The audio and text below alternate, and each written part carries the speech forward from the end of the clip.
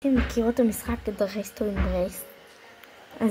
והנושא שלכם מורה, אז אני אעשה לכם מדריך יפה ללוק של המורה.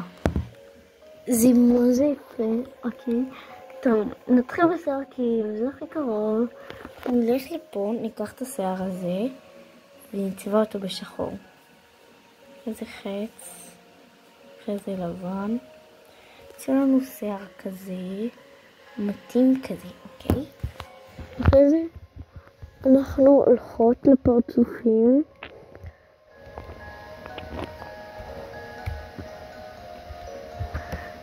ונכון, זה יש לכם פה, תלחצו על זה ואז תשימו.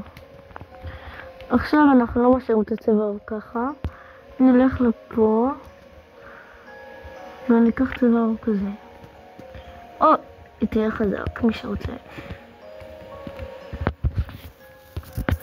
עכשיו נלך לאזור הזה, ניקח נעליים ונשים אותם בכי נמוך שככה זה ייראה. אחרי זה הולכים לפה ושמים את המשקפיים.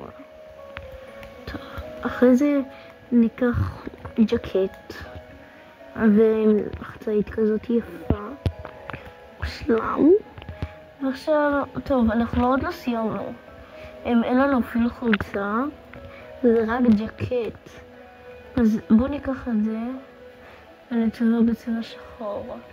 עכשיו יש לנו חולצה, ניקח את זה, את הגילים, ולא נצבע אותם, וככה לוק הזה, לוק של מורה מושלם ממש.